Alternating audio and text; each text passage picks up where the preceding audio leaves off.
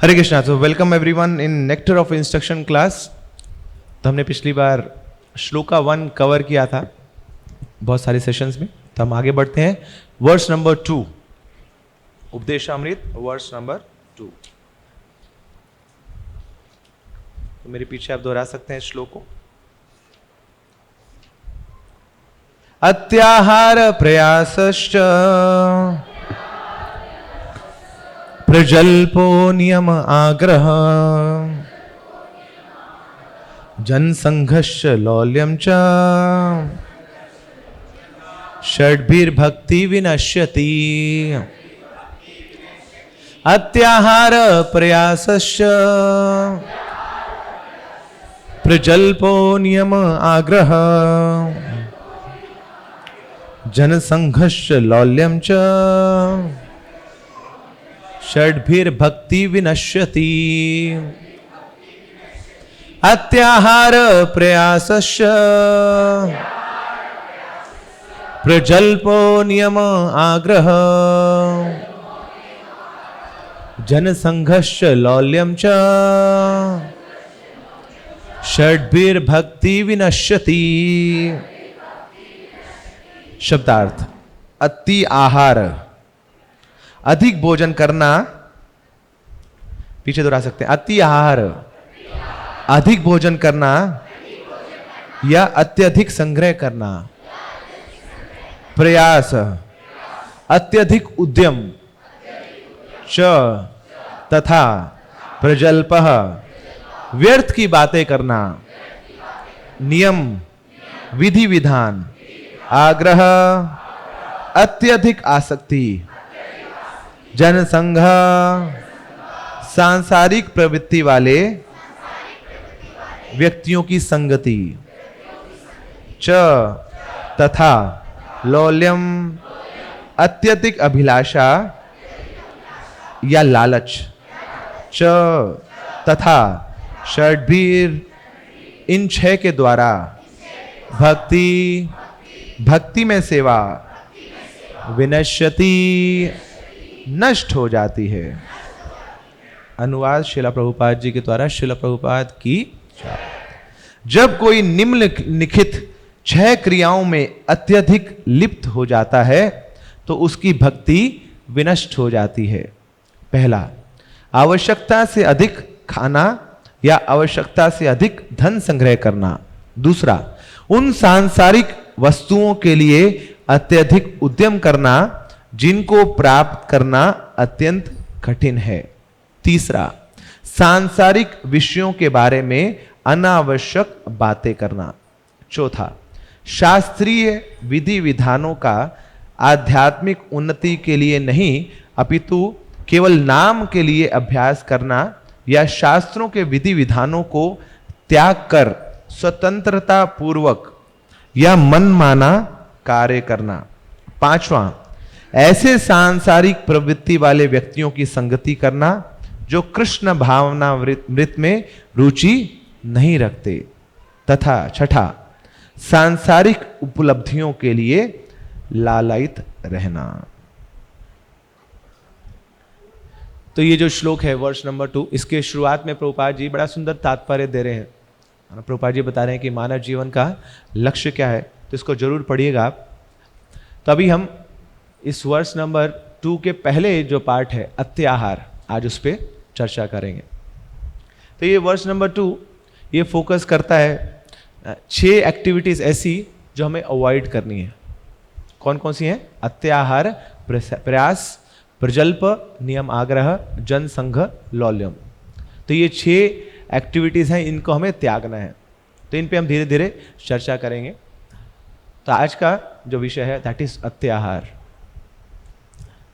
तो इस श्लोक में ये बताया गया कि इन 6 एक्टिविटीज का त्याग करना है, और अगर इनका हम त्याग करते हैं तो हमें क्या क्या लाभ मिलेंगे, और अगर त्याग नहीं करते हैं तो क्या क्या हानियां भी हो सकती हैं।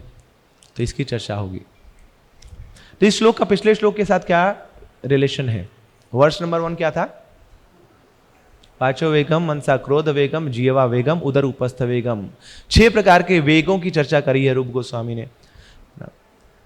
वाणी का वेग, मन का वेग, क्रोध का वेग, जीवा का वेग। तो उसी का ये आउटकम है। तो अगर आप वो वेग कंट्रोल नहीं करेंगे तो फिर ये वाली प्रॉब्लम्स आपके जीवन में आएंगी। तो वाणी का वेग अगर आप कंट्रोल नहीं करेंगे तो क्या होगा? प्रजल्पा करेंगे आप। अगर मन का वेग कंट्रोल नहीं करेंगे तो प्रयास करेंगे, हार्ड लेबर करेंगे।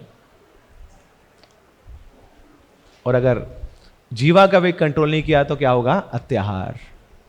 तो ऐसे ही हर जो वेग बताया गया उसका आउटकम अगले श्लोक में, इस श्लोक में वर्णन आ रहा है। तो 6 अनफेवरेबल एक्टिविटीज हैं जो इस श्लोक में वर्णित है। श्लोक नंबर 2। अनफेवरेबल मतलब जो भक्ति के प्रतिकूल है, इनका त्याग करना ही पड़ेगा हमें। तो जो भी सिंसियर साधक है, गंभीर साधक है, उनको इन विषयों पर चर्चा करनी चाहिए और इन विषयों को गंभीरता से लेना चाहिए। तो सबसे पहला क्या है? अत्याहार। तो हम सब जानते हैं अत्याहार क्या होता है, बहुत बार किया हमने ना। कई बार तो एक ही दिन में कितनी बार कर लेते हैं ना। वो कहीं जब आवश्यकता नहीं होती वहां भी करते रहते हैं। ठीक है, 3 मील्स में तो किया, स्नैक्स में भी कर लिया अत्याहार। मगर यहां श्रील प्रभुपाद बता रहे हैं कि केवल जीवा का अत्याहार नहीं होता है ना। केवल ज्यादा खाना वो अत्याहार नहीं है, मगर ज्यादा चीजों को पोजेस करना वो भी अत्याहार है। धन का बहुत ज्यादा संग्रह करना, विषयों का बहुत ज्यादा संग्रह करना, वस्तुओं का बहुत ज्यादा संग्रह करना, दिस इज ऑल्सो कॉल्ड अत्याहार। तो ईटिंग मोर देन नेसेसरी, ये तो पिछले श्लोक में कवर हो गया था। जीवा वेगम में बहुत विस्तार रूप में हमने चर्चा करी थी, याद है? जीवा वेगम और उदर वेगम में चर्चा करी थी। तो 2 चीजों में हम ये गलती कर बैठते हैं, एक तो क्वांटिटी में और क्वालिटी में। कई बार बहुत ज्यादा खा लेते हैं और कई बार बहुत अच्छा अच्छा खाने की इच्छा होती है, फाइन फूड्स खाने की इच्छा होती है। तो ये सब क्या है? ये जीवा वेग है, इसको कंट्रोल करना पड़ेगा हमें। तो हमारी जो जीवा है वो एडिक्ट हो जाती है ऐसे सोफिस्टिकेटेड फूड्स को खाने में, अच्छा भोजन खाने में केवल। इसके कारण नींद आती है, लेजीनेस आता है, आलस आता है, शरीर कमजोर पड़ने लग जाता है, शरीर रोगी बनने लग जाता है। तो ये सब हमने चर्चा करी है।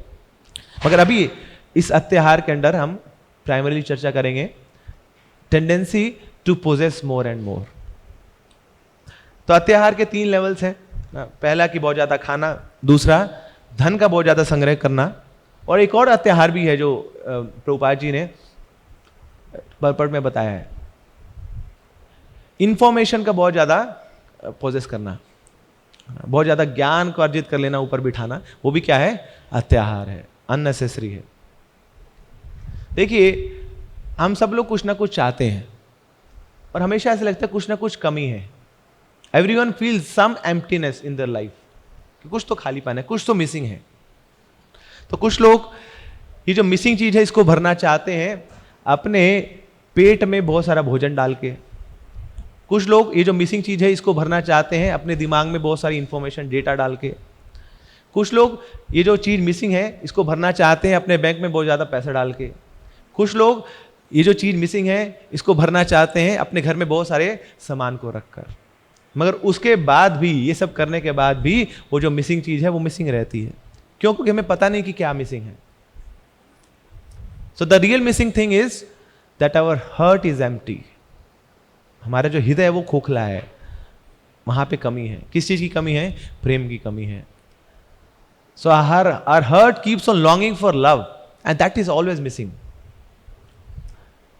तो हमारा हृदय प्रेम चाहता है और क्योंकि उसको प्रेम नहीं मिलता तो वो इन चीजों में प्रेम ढूंढने का प्रयास करता है। तो कभी धन में, कभी लोगों में, कभी वस्तुओं में,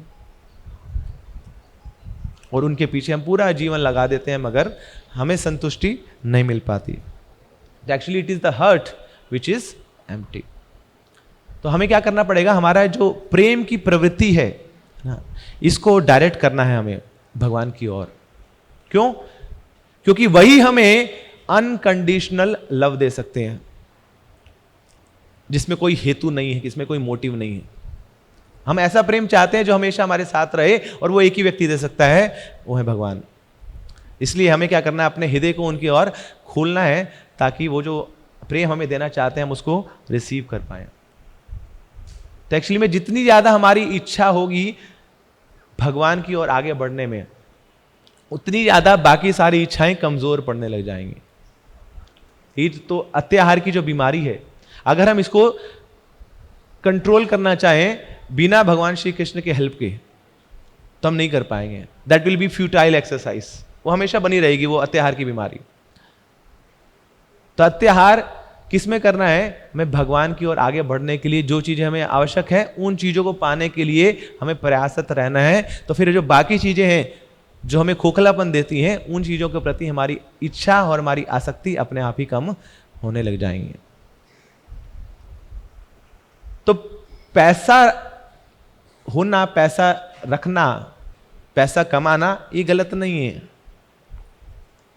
श्रील रूप गोस्वामी पाद जिन्होंने ये बुक लिखी है, he was the finance minister, और जब सेवा निवृत्त हुए तो उनके पास 2 बोट लोड थी ना सोने की अशर्फियों की। सोचिए 2 नावें भरी पड़ी हैं, तो कमाते कितना होंगे। तो उन्होंने कमाया, धन कमाया, मगर किसके लिए उपयोग किया, भगवान की सेवा के लिए उसको उपयोग किया। तो पहले के जमाने में होते थे ऐसे क्षत्रिय लोग, क्षत्रियों का काम क्या है, they are suppose to be custodian of wealth.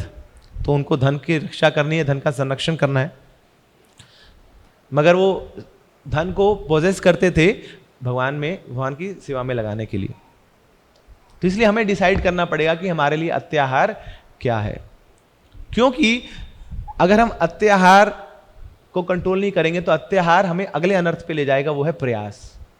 मतलब बहुत सारी इच्छा है चीजें एकत्रित करने के लिए, तो उसके लिए क्या करेंगे, आप बहुत ज्यादा प्रयास करेंगे, तो आपकी जो कॉन्शियसनेस है वो हाईजैक हो जाएगी उस अत्याहार को पालन करने के लिए। और उसके बाद फिर जब प्रयास में लग जाएंगे तो फिर भगवान की भजन के लिए, भगवान की पूजा हेतु हमारे पास समय नहीं रहेगा। तो इसलिए अत्याहार लीड्स टू प्रयास। तो पहले लेवल पे हमें कंट्रोल करने का प्रयास करना है। तो प्रयास क्या है कि जब हमारे जो एंडेवर्स हैं व्हेन दे बिकम डिसप्रोपोर्शनेट, हम एक चीज में इतना ज्यादा अपना समय लगाने लग जाएं कि हम बाकी चीजों को बैलेंस नहीं कर पाए, दैट इज कॉल्ड प्रयास। बाकी चीज मतलब जो हमें भक्ति से दूर लगाने लग जाए तो वो प्रयास कहलाता है, that is called hard labour. तो इसलिए हां, 2 प्रकार के धर्म होते हैं। एक होता है स्वधर्म, है ना, अपने शरीर को मेंटेन करने के लिए जो धर्म है। एक होता है नित्य धर्म। दोनों ही आवश्यक है, मगर शरीर का धर्म है वो टेम्परेरी है ना, वो हमेशा नहीं रहने वाला है। मगर जो नित्य धर्म है वो हमेशा बना रहेगा, चाहे हम शरीर में हो या शरीर के बाहर हो, वो धर्म हमेशा बना रहेगा। आज इस शरीर में है, कल उस शरीर में, मगर नित्य धर्म हमेशा बना रहता है। तो स्वधर्म मतलब मेरा ये शरीर है, मुझे इसको पालन पोषण करना है, और इस शरीर के साथ बहुत सारे और शरीर जुड़े हुए हैं, मेरा संबंध है, मेरे रिलेटिव्स हैं, मुझे उनका भी पालन पोषण करना है। तो ये शारीरिक जो स्वधर्म है वो कहलाता है। ये भी ड्यूटी है, इसको पालन करना भी जरूरी है। तो इसके लिए धन कमाना भी जरूरी है, इसके लिए प्रयास करना भी जरूरी है। मगर अगर हम केवल इसी धर्म में लगे रह गए और अपना जो नित्य धर्म है उसको भूल गए, तो ये प्रयास कहलाएगा, ये ड्यूटी नहीं कहलाएगी फिर। तो फिर असली में करना क्या है कि हाँ, स्वधर्म का तो पालन करना है, इस शरीर को भी मेंटेन करना है, घर को भी मेंटेन करना है, हमारे परिवारजन को भी मेंटेन करना है, मगर हम उस मेंटेनेंस में असली जो हमारा धर्म है, भगवान के साथ जो संबंध है, उसको ना भूल जाएं, इसका हमें ध्यान रखना है। तो नित्य धर्म हमेशा स्मरण रखना है। तो फिर जाके हम जो स्वधर्म भी कर रहे हैं वो भी भक्ति कहलाएगी। फिर अपने जो आप घर बार को चला रहे हैं वो भी भक्ति कहलाएगी। तो हमारा चीजों में बहुत आकर्षण होता है, there is a big fascination for things. तो 3 प्रकार की चीजें होती हैं। पहली विच आर यूजफुल, सचमुच में हमारी आवश्यकता है उन चीज़ों की, उनके बिना रह नहीं सकते हम ना। घर में आपको स्टोव चाहिए ना, रेफ्रिजरेटर चाहिए, these are all useful things. आजकल मोबाइल भी एक यूजफुल कैटेगरी में आ गया। There are some things which are beautiful, है ना। तो कई बार उसकी भी इच्छा होती है बड़ी सीनरी लानी है घर में, अच्छी टाइल लानी है, फ्लोरिंग अच्छी होनी चाहिए. That is also kind of need now. But there are few things which are just wishful and prestigeful. तो ये चीजें ये फॉल करती हैं अत्याहार में, कि बस मेरी इच्छा है, मेरी फैंटेसी है कि ऐसा भी होना चाहिए, काश ऐसा होता, काश अपना घर होता. तो जब ये काश की बात आती है फिर वहां पे अवकाश लगाना पड़ेगा आपको, वहां पे गड़बड़ है. क्यों? क्योंकि आपको अत्याहार की ओर लेके जा रहे हैं. तो अत्याहार मतलब ना कलेक्शन करना, पोजेशन करना, अकुमुलेशन करना, चीजों का, पैसों का, धन का, यह अत्याहार कहलाएगा. अगर वो केवल विशफुल और प्रेस्टीजफुल चीजों के लिए किया जा रहा है तो ये चीजें हमारी भक्ति से कैसे रिलेटेड है? चीजें होने से भक्ति में क्या बाधा पड़ेगी? तो एक बड़ा सुंदर संस्कृत सुभाषिता है ना, वो क्या बताता है? अर्थानाम अर्जने दुखम अर्जितानाम च रक्षणे आये दुखम व्यये दुखम दिग्दर्दा कष्ट संशय. कि संसार में पैसा कमाना दैट इज वेरी मिजरेबल. आसान है क्या पैसा कमाना? बोस के तलवे चाटने पड़ते हैं, क्या कुछ नहीं करना पड़ता है, केवल 31 तारीख का वेट करने के लिए कि थोड़ा सा पैसा बैंक अकाउंट में आएगा. कितना कुछ करना पड़ता है, आसान नहीं है. और फिर जब पैसा आएगा उसको मेंटेन करना बड़ा मुश्किल है. कोई चोरी न कर ले, कोई निकाल ना ले. और फिर जब वो पैसा निकलता है हमारी जेब से तो सबसे ज्यादा कष्ट देके जाता है. पैसा आ तो गया, अब वो काट रहा है हमें. तो हम 5 दिन लगाते हैं पैसा कमाने में, 2 दिन लगाते हैं पैसा उड़ाने में. So weekends we are very busy, sorry weekdays we are very busy in earning money and weekends we are very busy in spending money. तो जब पैसा निकलता है जेब से तब भी बड़ा कष्ट देता है. तो अर्था नाम अर्जने दुखम, इसका अर्जन करना भी बड़ा मुश्किल है, बड़ा दुखदायी है. अर्जिता नाम च रक्षणे, रक्षण करना बड़ा मुश्किल है. और फिर जब इसका व्यय होता है तो क्या सीने पे वार करके जाता है पैसा, तो बड़ा कष्टदायी है. तो श्रीमद् भागवतम में अवंती ब्राह्मण की कथा आती है, बड़ा सुंदर है वो प्रसंग, पढ़ना चाहिए. 11वें स्कंद में आता है. बड़ी माइजर थे, कृपण थे अवंती ब्राह्मण, बड़े कंजूस थे. तो वहां पे वर्णन आता है, अर्थस्य साधने सिद्धे उत्कर्षणे रक्षणे वै नाश उपभोग आयास त्रास चिंता भ्रमोणिनाम.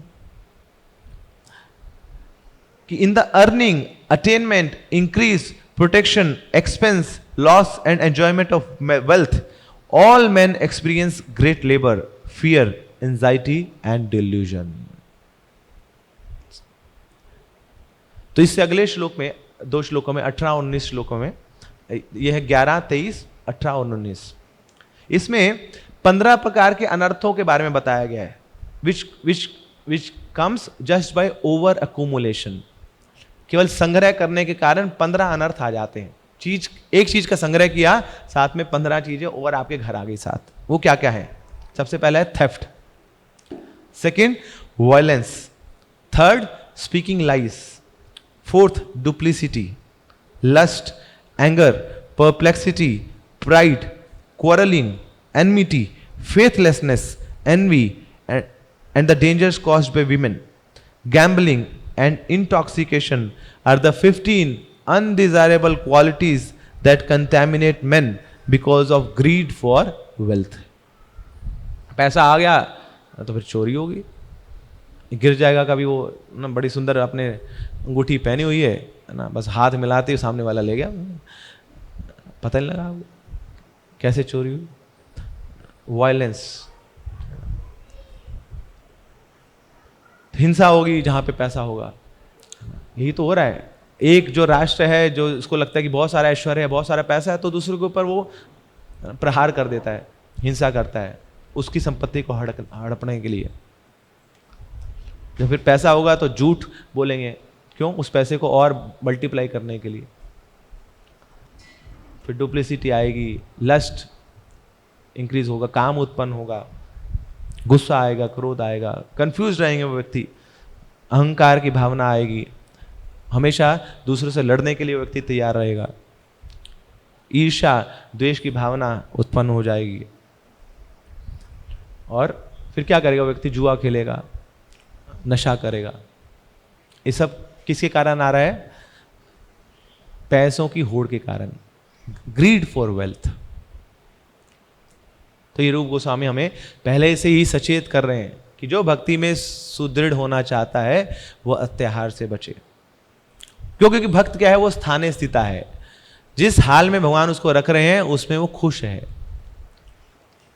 स्थाने स्थिता श्रुतिगताम तनुवाक मनोभीर ये प्रयासो अजित जीतो अपि असित स्त्रीलोक्यम।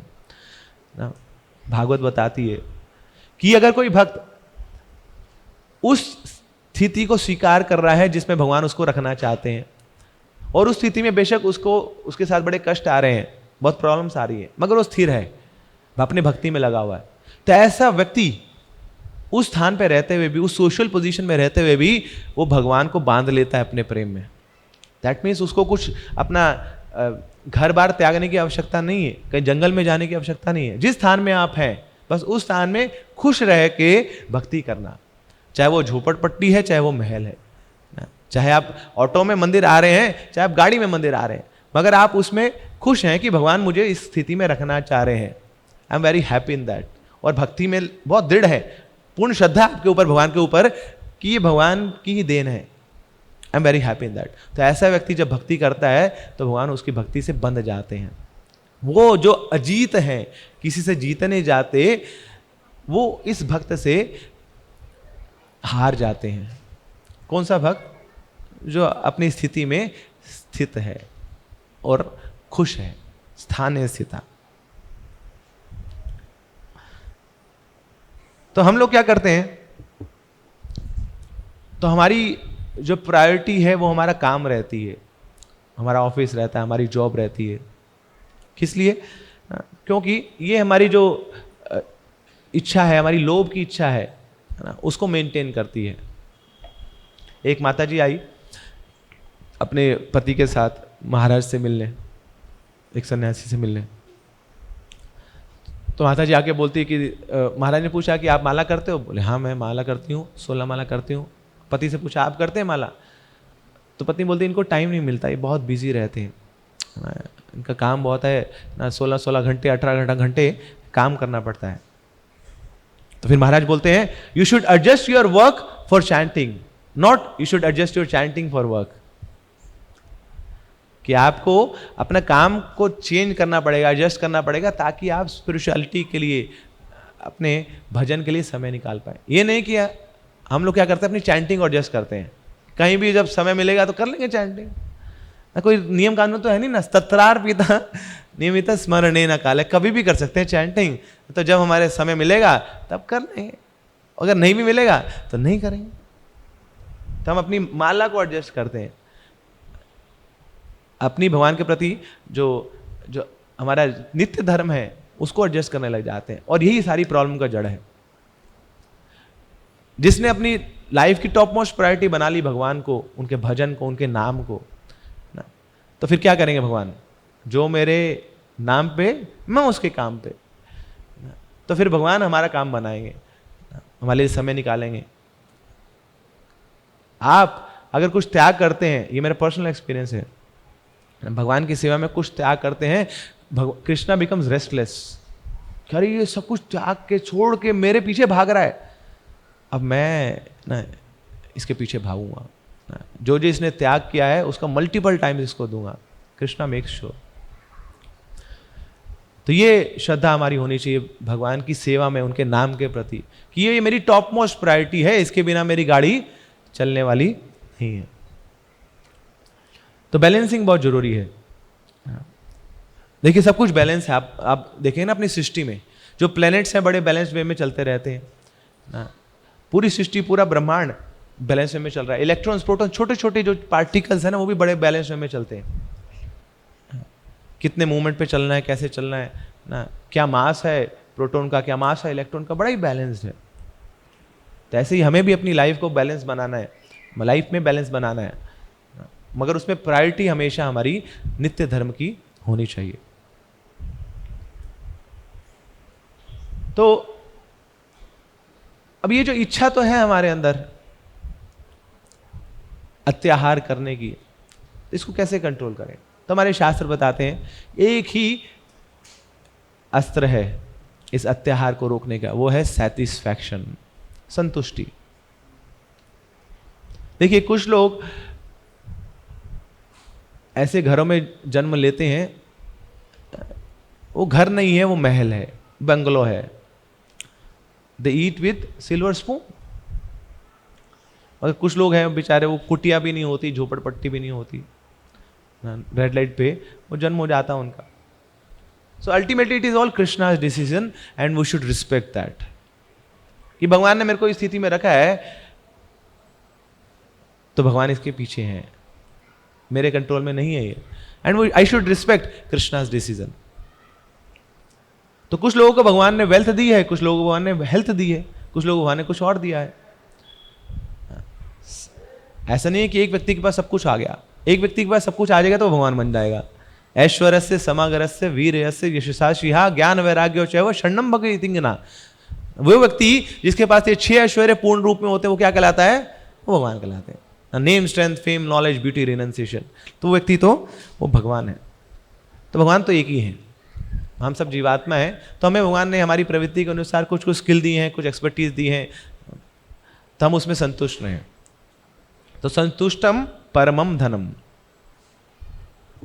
तो जब हमारे पास ये भावना आती है कि उसके पास वो कुछ है, वो मेरे पास नहीं है, तो ईर्ष्या आएगी, द्वेष आएगा।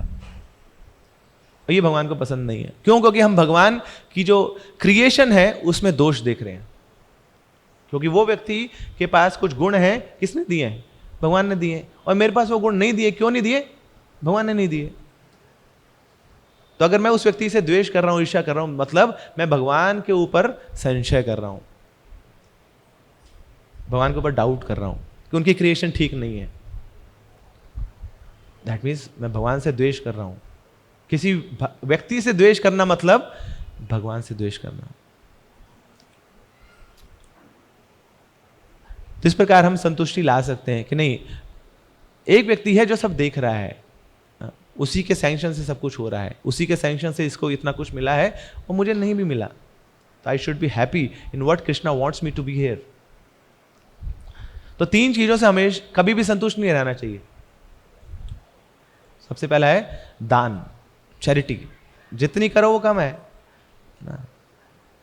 दान कैसा होना चाहिए? ऐसा दान होना चाहिए जो पिंच करे हमें। कई बार लोग क्या करते हैं, बोले हम दान दे रहे हैं जी। क्या दान दे रहे हैं? वो जो पुराने कपड़े हैं जी, दान दे दिए हमने। उफ, क्या फायदा, वो तो वैसे नहीं पहन रहे थे आप, क्या दान दिया आपने? अब कोई भिखारी बोले मैंने त्याग दिया, त्याग कर दिया मैंने, क्या त्याग कर दिया? तेरे पास था ही क्या जो त्याग कर दिया? कोई राजा त्याग करे ना, कुछ महल मूल दे, तब तो समझ आता है त्याग किया। अब आपके पास कुछ है नहीं तो क्या त्याग किया? तो ऐसे ही दान क्या होना चाहिए ना, जो पिंच करे, हमें लगे कि हाँ कुछ कुछ निकला है ना, बाहर निकला है। तो चैरिटी से कभी भी संतुष्ट नहीं होना चाहिए। दूसरा, स्वाध्याय से, अपने भजन से कभी संतुष्ट नहीं होना चाहिए। ऐसे ही कभी हमारे अंदर भावना नहीं चाहिए कि आज मैंने बहुत अच्छी चैंटिंग करी है या बहुत समय तक चैंटिंग कर ली है, आज मैंने 32 माला कर ली, आज मैंने 64 माला कर ली। We should never be satisfied with our bhajan. क्यों? क्योंकि भगवान तो क्या चाहते हैं, हमारे आचार्य क्या चाहते हैं? कीर्तनीय सदा हरे। ऐसा होता है क्या कभी? हाँ, ऐसी कभी स्थिति आई तब सीना चौड़ा करिए कि आज पूरा दिन 24 घंटा मेरा कीर्तन निकला मेरे मुख से, मैं कभी भगवान को भूला नहीं, हमेशा भगवान को याद रखा, तब जाके थोड़ा सा आप you can feel a bit of proud. But अगर ऐसा नहीं है तो हमेशा असंतुष्ट रहना चाहिए अपने भजन से। माला कैसी चल रही है? बोले मन नहीं लग रहा है मेरा माला। बात सही है, मन कब लगता है माला में? सेवा करे नहीं, बहुत गलतियां करता हूं मैं सेवा में, मुझे सुधारना है। वैष्णव के प्रति मेरे अपराध हो जाते हैं ना, मेरे बोलने का तरीका अच्छा नहीं है, मुझे अपने इंप्रूव करना है अपने आप को। तो ये लर्निंग की भावना हमेशा होनी चाहिए। तो पहला, दान से कभी संतुष्ट नहीं होना। दूसरा, स्वाध्याय से कभी संतुष्ट नहीं होना। और तीसरा, हरि नाम से कभी संतुष्ट नहीं होना है। निरंतर नाम लोई ले, निरंतर हमेशा हरि नाम मेरे मुख पे रहे। क्यों? क्योंकि अंत समय कभी भी आ सकता है। तो अंत समय में अगर हरि नाम नहीं निकला तो क्या होगा हमारा? इसलिए निरंतर मेरे मुख से हरि नाम निकलता रहे। इसलिए I should never be satisfied. मगर दो चीजों से हमेशा संतुष्ट रहना चाहिए, पहला जो धन भगवान ने दिया है, और दूसरा सौंदर्य, शुड बी सेटिस्फाइड। कि जैसा मुखड़ा दिया भगवान ने ना, चाहे पकोड़े जैसी नाक है ना, कैसा भी दिया है, I am satisfied. This is all Krishna's creation. भगवान ने ड्राइंग करके बनाया ना, तो जैसे भी बनाया है, भगवान मुझे चाहते हैं कि मैं ऐसा दिखूं, वी शुड बी सेटिस्फाइड।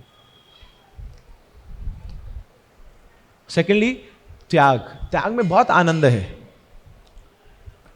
अत्याहार की भावना को काटना है तो त्याग की भावना को लाना पड़ेगा।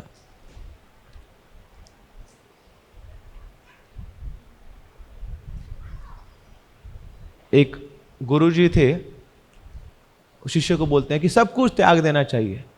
तो शिष्य बोलता है, गुरुजी आपका कथन सही नहीं है, सब कुछ त्याग दो मगर पैसा मत त्यागो। क्यों? क्योंकि पैसा तो भगवान की माया है। लक्ष्मी कौन है? लक्ष्मी सहस्त्र शत संभ्रम सेवे मानम, वो तो कृष्ण की शक्ति है। लक्ष्मी को कैसे त्यागना? लक्ष्मी को नहीं त्यागना। तो समझ नहीं आ रहा था उसको गुरुजी क्या बताना चाह रहे हैं। तो एक बार नाव पे बैठे और जो नाविक है उसने गुरुजी को तो बिठा लिया और शिष्य को नहीं बिठा रहा है।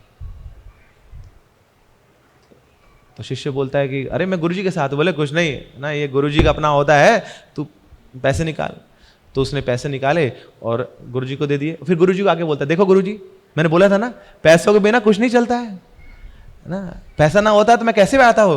गुरुजी बोले नहीं, पैसों के बिना कुछ नहीं चलता है, ये बात ही सही नहीं है, मगर पैसों के त्याग के बिना कुछ नहीं चलता है। तूने पैसे निकाल के दिए तब तो अब अंदर बैठे ना, तो त्याग बड़ा जरूरी है। पैसों का त्याग नहीं करोगे तो कैसे अंदर यूज कर पाओगे उसको। तो त्यागना बहुत आवश्यक है। तो त्यागम शांतिम अधिगच्छति।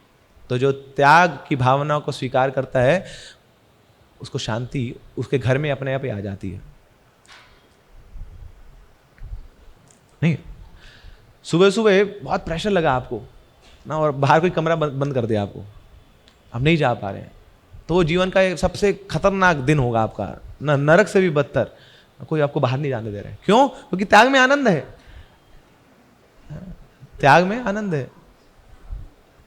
उसके बाद अगर आप वो कमरा खोल दिया किसी ने, आप चिल्ला रहे हैं और कमरा खोलता है, फिर जाके आप त्याग करके आते हैं, फिर उस व्यक्ति को देवता मान लेंगे, बोले बचा लिया तूने, है ना, क्योंकि त्याग में असली आनंद है। एक बिजनेसमैन था, उसके घर एक संत आते हैं, संत को बुलाते हैं अपने घर, बोले आइए आप हमारे घर आइए, आप बहुत बड़े महात्मा हैं, आप संत हैं, आप बहुत बड़े त्यागी हैं। बोले मैं त्यागी नहीं, त्यागी तो तुम हो। बोले गुरुजी मैं कहाँ त्यागी हूं, त्यागी तो आप हैं। आपने अपना घर त्याग दिया, आपने अपनी पत्नी को त्याग दिया, और तो और आपने अपना सारा धन ऐश्वर्य त्याग कर दिया। तो स्वामी जी बोलते हैं नहीं नहीं नहीं, मैं त्यागी नहीं हूं, सबसे बड़े त्यागी तो आप हैं। बोले मैंने क्या त्यागा, क्यों, कुछ मैंने कुछ गलती कर दी क्या आपसे, मेरा अपराध हो गया तो मुझे आप त्यागी बोल रहे हैं? त्यागी तो आप हैं। आपने केवल अपना घर नहीं त्यागा, आपने अपने केवल परिवार को नहीं त्यागा, धन को नहीं त्यागा, आपने तो अपने केशों को त्याग दिया, आपने अपने पूरे वस्त्रों को त्याग कर दिया। इतने बड़े महान त्यागी। तो स्वामी जी बोलते अरे नहीं नहीं नहीं नहीं, मैं त्यागी नहीं हूं, त्यागी तो असली आप हैं। बोले मैं तो यहाँ गृहस्थी में फंसा हुआ हूं, मैं तो भोगी हूं, मैं त्यागी नहीं हूं। आप क्यों ऐसा बोल रहे हैं, मुझे क्यों त्यागी बोल रहे हैं? तो स्वामी जी बोलते हैं देखो, मैंने तो केवल अपने परिवार का त्याग किया, अपनी पत्नी का त्याग किया, अपने बच्चों का त्याग किया, अपने घर परिवार का त्याग किया, अपने धन ऐश्वर्यों का त्याग किया, अपने केशों का त्याग किया, अपने वस्त्रों का त्याग किया, मगर तुमने तो कृष्ण का ही त्याग कर दिया। तो सबसे बड़े त्यागी हुए ना तुम। ना घर गृहस्थी में बैठे हो, कृष्ण का कहीं फोटो नहीं है, कोई पूजा नहीं है, कोई अर्चना नहीं है, कोई नाम नहीं है, सबसे बड़े त्यागी हो तुम। जिन्होंने सब कुछ दिया है उनको भूल गए। सबसे बड़े त्यागी तो आप ही हैं। मगर यहाँ रूप गोस्वामी हमें बता रहे हैं कि त्याग में आनंद है। ये जो अत्याहार की जो भावना है हमारे अंदर, चीजों को समेटने में अपने में, उनको त्यागना चाहिए। हमारे एक वरिष्ठ गुरुजी हैं वैशाखिका प्रभु, वो बोलते हैं एक दिन महीने में ऐसा होना चाहिए जिस दिन आप अपने घर से कोई एक चीज उठा के बाहर डाल रहे हैं, कूड़ा नहीं, वो तो हर रोज डालते हैं आप। एक ऐसी चीज जो आपको अच्छी लगती है, घर वालों को छोड़ के कि उनको बाहर फेंक दिया, है ना, ऐसी वस्तु जो आपको बहुत प्रिय है उसको घर से बाहर देना। Every month there should be one activity. हाँ, तो त्याग दिवस मनाना चाहिए ऐसा, तब जाके हमारी ये जो अत्याहार की भावना है हम इस पर कुछ रोक लगा पाएंगे। तो श्रीमद् भागवतम में वर्णन आता है 7:13-35। मधुकार महासर्पो लोकसस्मिन् गुरुत्तमो वैराग्यम परितोषम च प्रात्मा प्राप्ता यच्य वयम। कि दो ऐसे जीव हैं जो हमारे शिक्षा गुरु की तरह कार्य करते हैं। One is B and one is python. तो अजगर क्या करता है ना, अजगर एक जगह बैठा रहता है, कोई उसके पास आ गया तो खा लेगा उसको, इधर उधर मुंह नहीं मारता वो, तो अपने आप में सेटिस्फाइड है। तो ये हमारी प्रवृत्ति होनी चाहिए। एक हमारे बहुत महान वैष्णव हैं माधवेंद्र पुरी पाथ ना, उनको ये बोला जाता है वो अजगर वृत्ति के थे। मतलब एक जगह साधना में बैठ गए तो वहीं बैठे, भूख प्यास से कुछ लेना देना नहीं उनको, उनके जीवन की जो टॉप मोस्ट प्रायोरिटी है उनका भजन है। तो कहीं मांगने भी नहीं जाते थे। कुछ जो साधु लोग हैं वो मधुकरी करने जाते हैं ना, मगर ये मधुकरी भी नहीं करते थे, एक जगह बैठे हैं, कोई आके उनको दे जाएगा वहां पे तो स्वीकार कर लेंगे, नहीं तो ही सेल्फ सेटिस्फाइड, ये अजगर वृत्ति। तो इस प्रकार का सेटिस्फैक्शन हमें जागृत करना है धन ऐश्वर्यों के प्रति, वस्तुओं के प्रति। तो कहीं तो कुछ इन्वेस्ट करेंगे ना, अब पैसों से मन हटाएंगे तो कहां इन्वेस्ट करें? So we should invest in relationships. संबंधों में अपना मन, अपना हृदय हमें इन्वेस्ट करना चाहिए। So relations they are much more superior than wealth. हाँ, धन की कुछ उपयोगिता है, मगर धन से भी ज्यादा उपयोगी है हमारे संबंध। Some people they are so rich that the only thing they have is money. इतना बहुत अमीर है, बस एक ही चीज है उनके पास, पैसा। मगर जब जीवन में बाधाएं आती हैं, प्रॉब्लम्स आती हैं, तो कोई उनके साथ नहीं, कोई खड़ा नहीं है उनके। तो पैसों से क्या होता है? Money can buy you comfortable bed but it can not guarantee you sleep. Money can buy you comfort variety of foods but it cannot guarantee appetite. Money can buy you so many books but it cannot guarantee knowledge to you. Money can buy you so many medicines but it cannot buy health to you. Money can buy you so many gadgets but it cannot give common sense to you. So money can buy you so many comforts but it may not guarantee happiness to you. तो हाँ, धन की कुछ उपयोगिता है, मगर उस धन होने के बाद भी बहुत सारे लोग हृदय से निर्धन हैं। US and Japan they are the most advanced nations of the world. सब कुछ है वहां पे, सारे ऐश्वर्य हैं। उन लोगों की गाड़ियां होती हैं, यहीं से वो रिमोट से वहां के एसी ऑन कर लेते हैं। जब गर्मी का समय होता है तो वहां ठंडा एसी चल जाएगा, जाने से पहले ही आप जाके बैठ जाओ वहां पे ना, एसी चलता हुआ मिलेगा आपको। जब सर्दी होती है, बर्फ होती है, तो वहां हीटर का एसी ऑन कर देते हैं अपने घरों में बैठे बैठे आधे घंटे पहले। हर चीज वहां टिप टॉप की है। मगर सबसे ज्यादा सुसाइडल केसेस, सबसे ज्यादा डिप्रेशन के केसेस कहां पे हैं? US and Japan. मैं एक बार जापान गया था, तो वहां मेट्रो में बैठा, क्या एकदम ऐसे रेस की तरह भागती है उनकी गाड़ियां, वो मेट्रो तो एकदम आगे ऐसे रुक जाएगी, बिल्कुल वहां रुकेगी जहां पे उसका स्टॉप है, बिल्कुल एक सामने। हमारी तो इधर उधर आगे पीछे जाती है ना, उधर भागना पड़ता है थैले उठा के। वो कहाँ गई गाड़ी, तो ना डब्बा उठा के पता नहीं कहाँ जाके लगाई उसने, फिर सामान उठा के वो वहां आ गया डब्बा, वहां भागो उधर। यहाँ तो जहां उसका सामने नेम प्लेट है वहीं रुकेगा, S1 B1 T1 जो भी है। तो फिर अंदर चढ़ते हैं, तो वहां जब चढ़ते हैं सब लोग, सबके हाथों में मोबाइल था। आज से लगभग 10 साल पुरानी बात होगी। उस समय सब अपने अपने मोबाइल लेके चढ़ते थे वहाँ पे, और सामने बैठ जाएंगे सीटों पे और सब मोबाइल पे लगे वहाँ पे। क्या करने, उस समय मुझे कुछ नहीं पता था कि क्या स्मार्टफोन होता है, क्या होता है। मैंने उंगलियाँ चला रहे, क्या हो गया इनको, नए फ़ोन आए हैं यहाँ पे। तब तो बटन वाले फ़ोन होते थे, तब यूज़ करते थे। तब मैं देख के समझा कि अरे यहाँ तो कोई अपना है नहीं इनका, अपना ये इस जो जड़ चीज़ है उसको अपना मान लिया है, तो इनका हृदय भी जड़ हो गया है।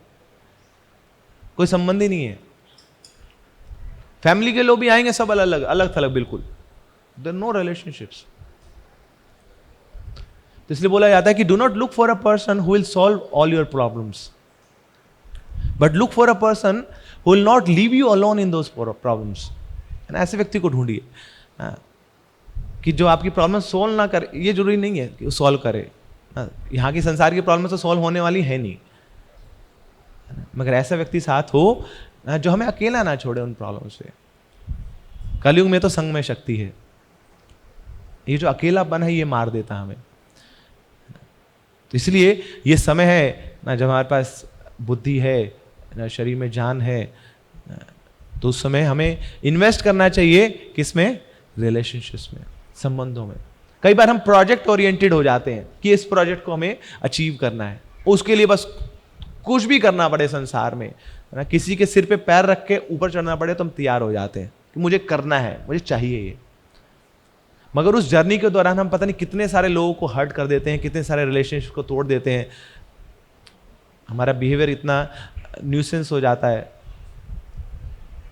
फिर आगे चल के उस स्थिति पे आप पहुंच जाते हैं और फिर भगवान ऐसा खेलते हैं कि उससे सीधा वो सांप काटता है 99 का, नीचे गिरते हैं और उस समय फिर कोई साथ नहीं है, क्योंकि उन्हीं सारे लोगों के सिर पे चढ़ के आप गए थे वहां। तो इसलिए we should always be people oriented. ये जो लोग हैं ना, ये जो हमारे साथ के लोग हैं, यही हमारी असली वेल्थ है, इनमें इन्वेस्ट करना है हमें, इनके साथ प्रेम मधुर संबंध हो, इसके लिए हमें हमेशा लगे रहना है, प्रयासरत होना है, क्योंकि इनके बिना कुछ नहीं होगा। जितने बड़े बड़े लोग आते हैं, फ्रस्ट्रेशन डिप्रेशन के केसेस आते हैं, सब बोलते हैं हमारे पास सब कुछ है, मगर हृदय खोखला है, खालीपन है, क्योंकि किसी को अपने अपना माना नहीं, किसी को अपना हृदय दिया नहीं हमने। हमारा अहंकार किसी के सामने हमें झुकने नहीं देता है, हमें लगता है कि हम ही हैं करने वाले। तो अहंकार विमूढ़ आत्मा कर्ताहम् इति मन्यते। अहंकार वश हम सोचते हैं मैं ही करने वाला हूँ, सब कुछ मैं ही हूँ, अपने बल पे मैं सब कुछ अर्जित कर सकता हूँ, मैं कमाता हूँ, मैं जॉब पे जाता हूँ। तो ये जो मैं की प्रवृत्ति है ये हमें संबंध बनाने देती है, मधुर संबंधों को स्थापित नहीं करने देती है, और इसके कारण फिर हम खोखले रहते हैं, वो एम्प्टीनेस रहती है। फिर वो एम्प्टीनेस भरने का प्रयास करते हैं चीज़ों से, पैसों से,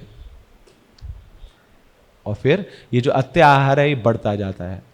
ऐसा नहीं कि वो चीज़ें मिल जाती है तो संतुष्ट हो जाता है व्यक्ति, चीज़ों के होने के बाद भी ये अत्याहार की भावना बनी रहती है, क्योंकि वो जो लॉन्गिंग है, जो खालीपन को भरने की इच्छा है, वो पूर्ण नहीं हो पाई। तो अत्याहार से क्या होता है? हमारी भक्ति डिस्ट्रॉय हो जाती है, और जो भक्ति कर रहा है उससे अत्याहार डिस्ट्रॉय हो जाता है। मगर कई बार दोनों भी को एग्जिस्ट करते हैं कि भक्ति भी है और अत्याहार की इच्छा भी है, नहीं कि थोड़ा प्रभु के सामने चले भी जाते हैं तो यहाँ तो हम बोल देते हैं कि ठाकुर जी है ना, जैसे आप हमें रखना चाहते हैं हमें रख लीजिए, हम बड़े खुश हैं। मगर जैसे घर पहुँचते हैं तो घर वाले ठाकुर जी को प्रार्थना करते हैं कि ठाकुर जी कब तक यहाँ पे रखोगे, अब तो भक्त बन गया, आपका थोड़ा बंगला उंगला दे दो, थोड़ी गाड़ी दे दो, है ना। तो यहाँ वाले ठाकुर जी के लिए कुछ और प्रार्थना, घर वाले ठाकुर जी के लिए कुछ और प्रार्थना। ऐसा क्यों है?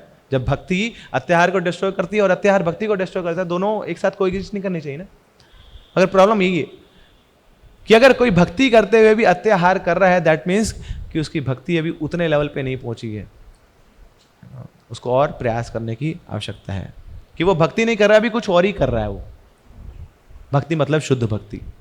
तो इस शुद्ध भक्ति की हमें कामना करनी है, इच्छा करनी है कि भगवान मुझे कुछ और नहीं चाहिए, मुझे केवल आपका प्रेम चाहिए, क्योंकि आपका प्रेम मुझे संतुष्टि दे सकता है। बहुत कुछ लेके देख लिया, बहुत कुछ भोग करके देख लिया, कहीं भी मुझे संतुष्टि नहीं मिली, कहीं भी मुझे आनंद नहीं मिला। मगर हाँ, एक चीज के पीछे मैं नहीं भागा हूं, ये जीवन उसके लिए है कि मैं आपके पीछे नहीं भागा हूं। इसलिए प्रभुपाद जी बोलते हैं, let this life time be your last life time. बहुत सारे जन्मों में हमने बहुत सारी कामनाएं करी हैं, इच्छाएं करी हैं, उनकी पूर्ति के लिए भागे हैं। मगर प्रभुपाद जी बोलते हैं एक जीवन किसको दे दो? कृष्णा को दे दो। एक जीवन मुझे दे दो ना, इस आंदोलन को आगे बढ़ाने के लिए। तो जब प्रभुपाद जी ने ये स्टेटमेंट बोली तो सारे हिप्पियों के हृदय को ऐसा आघात लगा, कह रहे हाँ सचमुच में हम क्या कर रहे थे, पूरे झकझोर दिए गए प्रभुपाद जी की इस वाणी के द्वारा। तो क्या करें, वो सब प्रभुपाद जी को शरणागत हुए कि हाँ एक जीवन हम दे के रहेंगे प्रभुपाद जी को, कुछ भी हो जाए। बहुत भोग कर लिया, बहुत विलास कर लिया, वी आर नॉट सेटिस्फाइड। और फिर उन सब के जीवन में जो खुशी आई हम देख सकते हैं, आज भी वो रिकॉर्डेड वीडियोस हैं ना, जब वो हिप्पी लोग खूब कीर्तन कर रहे हैं, नृत्य कर रहे हैं, सचमुच में वो गोलोक पहुंच गए हैं, क्योंकि प्रभुपाद जी के ऊपर पूर्ण शरणागत हो गए हैं। एक प्रभुपाद जी के शिष्य थे, हिज ग्रेस जयानंद प्रभु। वो बहुत मेहनत करते थे, बहुत प्रयास करते थे, वो ड्राइवरी करते थे, गाड़ी चलाते थे। तो जब भक्ति में आए तो उन्होंने अपना ये जो ड्राइवर का काम है वो डबल कर दिया, जबकि होना उल्टा चाहिए था कि अपना समय निकाल के और भक्ति में लगे, मगर उन्होंने काम डबल कर दिया। क्यों? क्योंकि वो जो पैसा आता था वहां से वो सीधा लाके प्रभुपाद जी के चरणों में रखते थे और बोलते थे प्रभुपाद जी ये जो आपने यहाँ पे स्पेस लिया हुआ है ये उसका रेंट आप इसको दे देना, मुझे पता है आप कहीं और से मैनेज नहीं कर पा रहे हो, तो मैं अथक प्रयास कर रहा हूँ ताकि आप इसको मैनेज कर पाओ। तो इस प्रकार प्रभुपाद जी के शिष्यों ने प्रभुपाद जी का सहयोग किया। तो कई बार लगता है कि अत्याहार कर रहे हैं, बहुत मेहनत कर रहे हैं, बहुत ज़्यादा प्रयास कर रहे हैं, मगर वो प्रयास जब भक्ति के लिए किया जाता है तो वो प्रयास नहीं कहलाता, वो भक्ति कहलाती है। तो प्रभुपाद जी से शरीर छोड़ने से पहले ही जयानंद प्रभु अपना शरीर छोड़ गए थे, और प्रभुपाद जी बोलते हैं I guarantee he has gone back home, back to God head.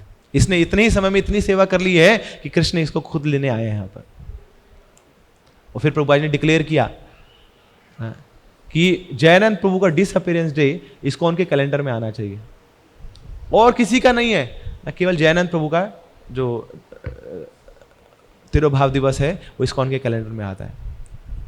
क्योंकि प्रभुपाद जी बहुत गर्वित महसूस करते थे कि देखो ऐसे भक्त भी हैं जो इतने मेहनत कर रहे हैं मेरे लिए। दैट मीन्स कि जब हम अपनी भावनाओं को, अपनी इच्छाओं को कृष्ण की ओर मोड़ देंगे तो फिर हमारे लिए, अपने लिए उस भोग करने की इच्छाओं के लिए समय, ना ही समय बचेगा ना ही विचार बचेंगे।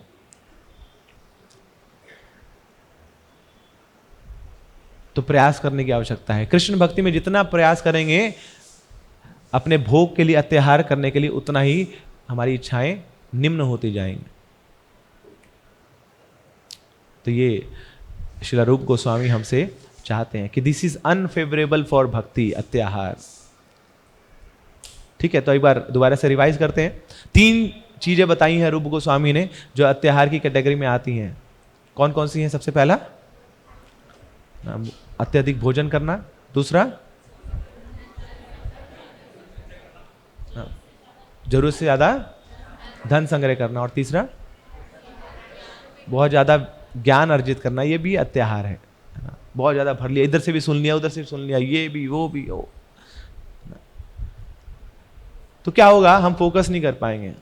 इनफैक्ट 2 नावों पे पैर रख के आप अपने डेस्टिनेशन पे नहीं पहुंच सकते। आप सोचिए इतनी सारी नावों पे पैर रख देंगे तो क्या होगा। तो हमारे लिए इस्कॉन ही सब कुछ है, श्रील प्रभुपाद की पुस्तकें ही सबसे बड़ा ज्ञान है, उसको हमने पढ़ लिया, दैट इज सफिशिएंट, है ना। तो हम बहुत ज्यादा अत्याहार करने की आवश्यकता नहीं है हमें, है ना, कि हम अलग अलग जो मोटिवेशनल स्पीकर्स हैं उनकी किताबें भी पढ़ रहे हैं कि देखो जी भक्ति में तो इससे बढ़ जाएंगे आगे, है ना, और जो मटेरियल लाइफ में इससे बढ़ जाएंगे आगे, इनको भी तो पढ़ना जरूरी है ना।